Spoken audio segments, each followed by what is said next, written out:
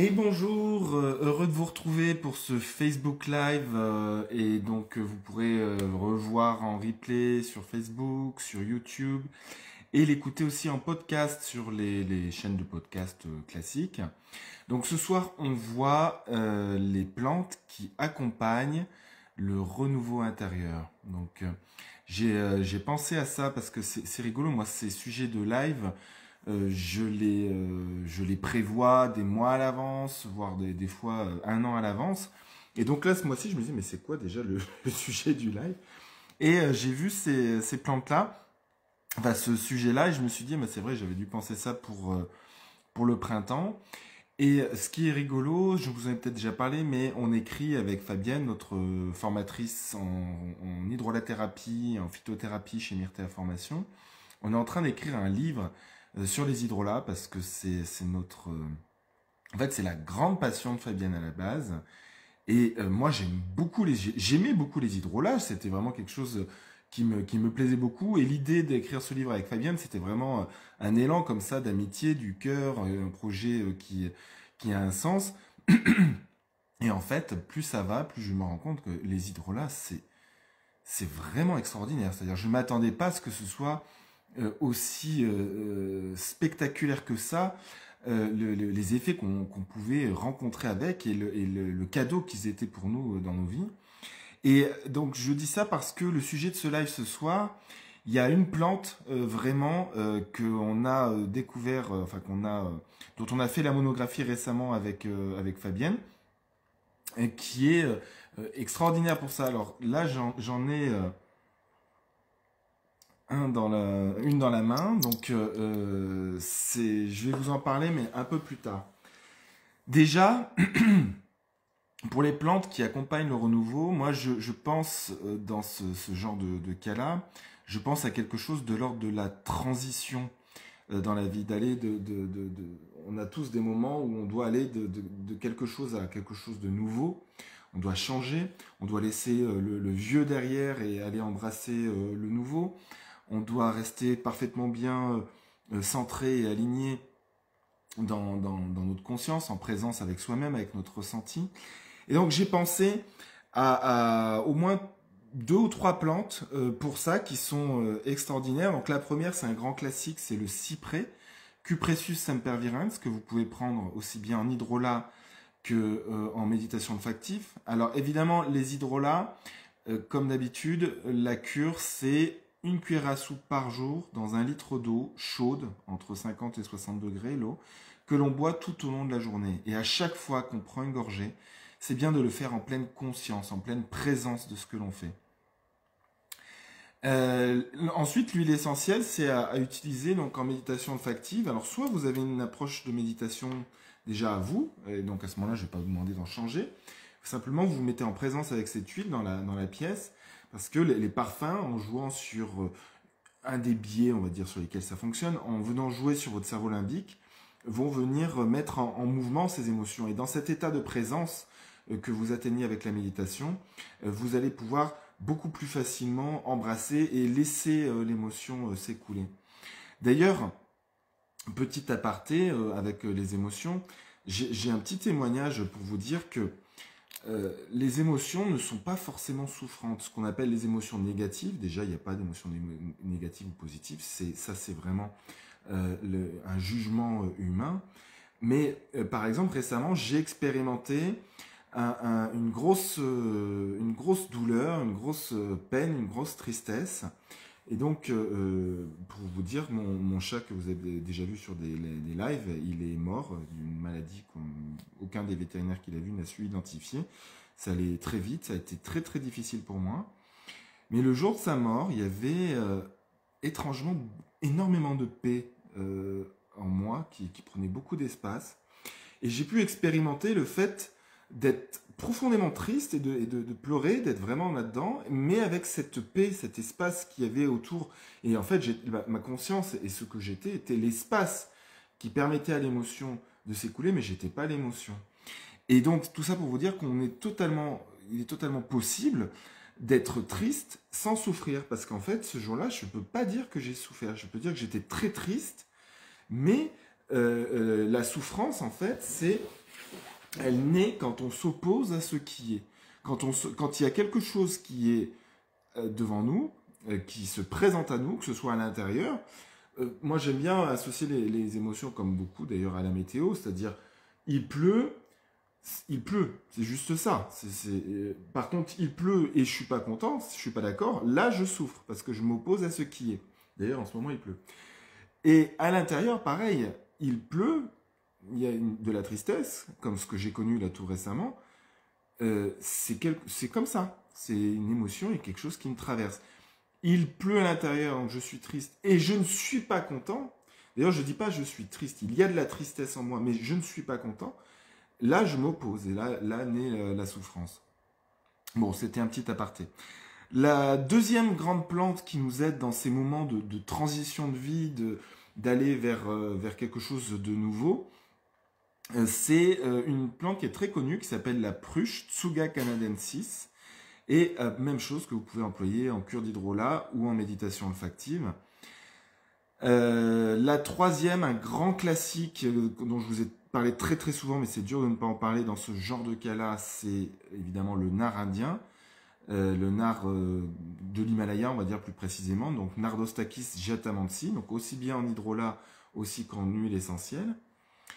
Et puis, il y a des plantes qui nous permettent aussi de tout simplement d'aller engendrer ce renouveau, c'est-à-dire laisser le vieux partir, ce qui n'est plus utile, ce qui n'apporte plus quoi que ce soit, pas de plus de qualité dans ma vie, je le conscientise et je le laisse partir. Et donc là, ça va introduire notamment cette plante dont je vous ai un petit peu parlé au début, et qu'on a découvert en hydrolat avec Fabienne, c'est le shiso.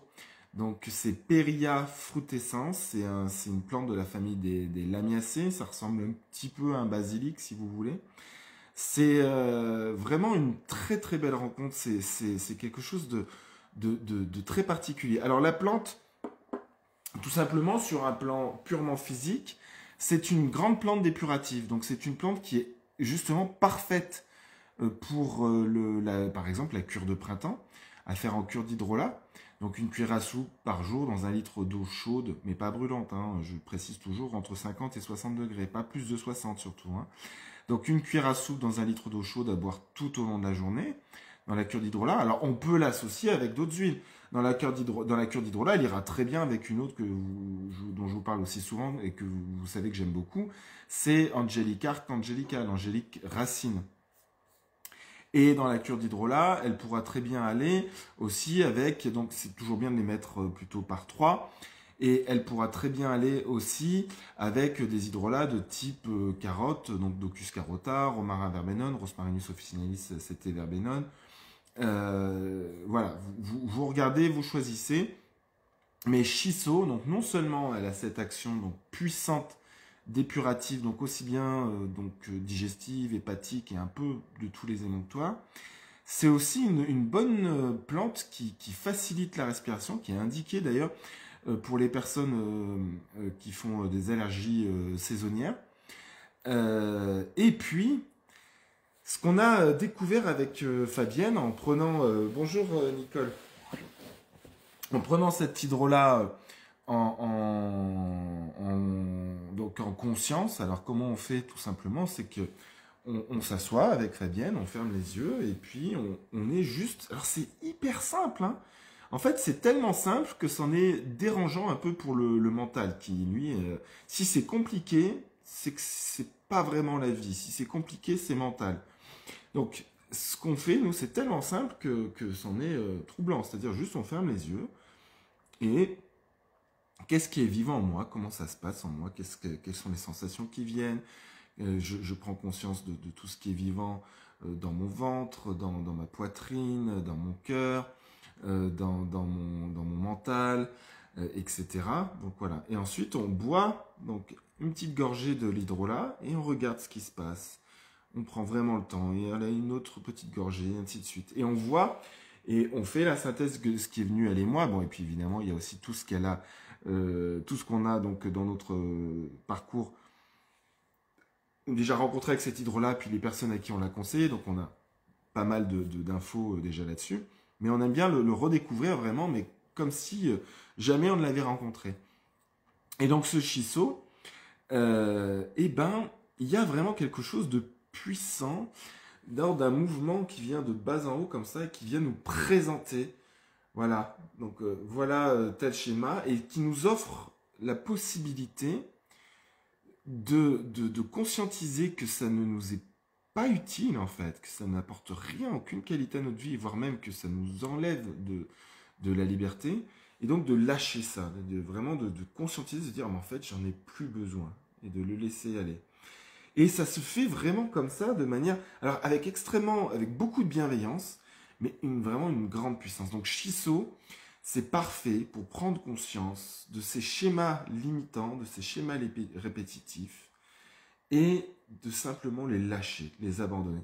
De réaliser qu'en fait, si on n'est pas libre, ça n'a rien à voir avec l'extérieur, c'est vraiment lié avec l'intérieur. Et donc, dans les moments de changement, de grande transition de vie, Shiso nous aide vraiment à réaliser justement ça, que il y a beaucoup de personnes qui vivent mal leur couple, leur travail, leur vie, etc. Et qui ont tendance à d'abord modifier l'extérieur, donc changer de travail, changer de mec, ou le quitter, ou changer de vie, etc. Donc à faire un grand remue-ménage à l'extérieur et donc tout changer, tout envoyer balader. Mais il n'y a rien qui a pris racine, en fait, qui est né de l'intérieur. C'est vraiment... Et donc le problème dans ces moments-là, c'est que souvent, on aura beau changer de situation. J'ai eu beaucoup de personnes dans cette situation-là là, récemment, autour de moi. On aura beau changer l'extérieur, notre condition de travail, notre compagnon, etc. S'il n'y a rien à l'intérieur qui a bougé, si c'est juste qu'on a cru que le problème venait de l'extérieur.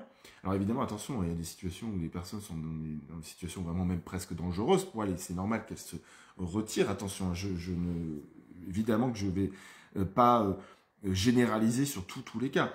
Mais je parle vraiment plus du domaine de la vie de tous les jours, des moments de ras-le-bol, etc. Mais tant qu'on ne conscientise pas que, en fait, l'extérieur n'est qu'un reflet projeté de nos fonctionnements intérieurs, eh ben, on retombera toujours dans les mêmes schémas, les mêmes situations, les mêmes... La vie, dans son extrême générosité, vient toujours nous resservir le même plateau, comme une réponse à une prière inconsciente, en fait, que quelque chose qu'on ne sait pas, en fait. Bref. Donc, Shiso, c'est une plante extraordinaire pour ça, pour provoquer, en fait, laisser de la place, en fait, lâcher tous ces vieux schémas pour laisser la place à quelque chose de nouveau, de beaucoup plus spacieux, de beaucoup plus lumineux, de beaucoup plus proche et aligné avec ce que l'on est profondément. Et une dernière plante que je voulais vous partager ce soir, alors parce que c'est vraiment, alors là ça a été le coup de cœur. Autant Shiso, je vous en parle comme ça, mais on le connaissait en fait un peu, c'est juste qu'on a été encore vraiment émerveillé de la puissance de cette plante. Alors il y en avait d'autres d'ailleurs que je voulais aborder avec vous. Dans les classiques, la grande plante qui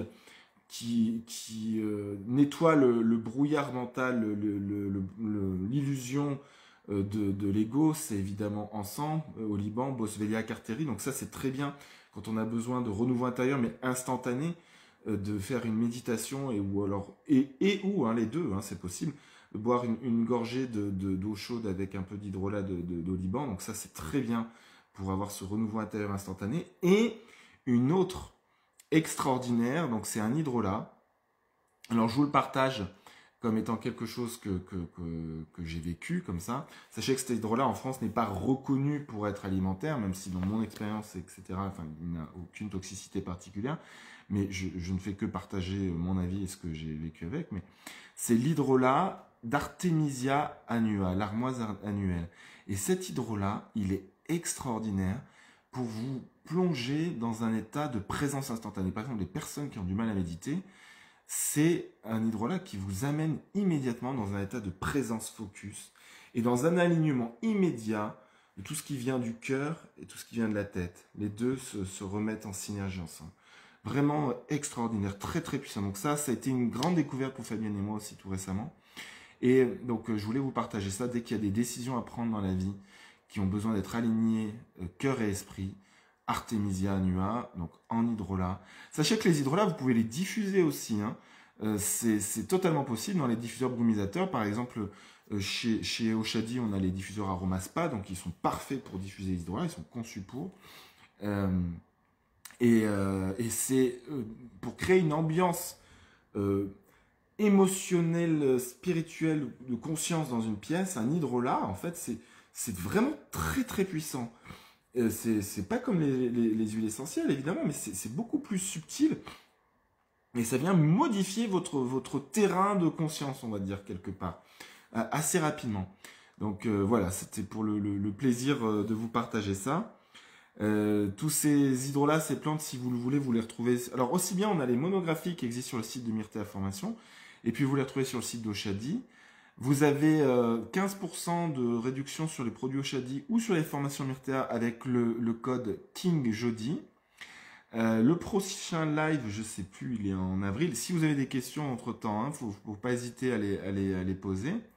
Parce que là, je vous ai partagé, on va dire pour moi, mon best-of des plantes qui viennent jouer et parler de ça. Donc ce renouveau intérieur, il y en a déjà plusieurs. Donc découvrez-les. Ça ne sert à rien de vous donner une liste infinie.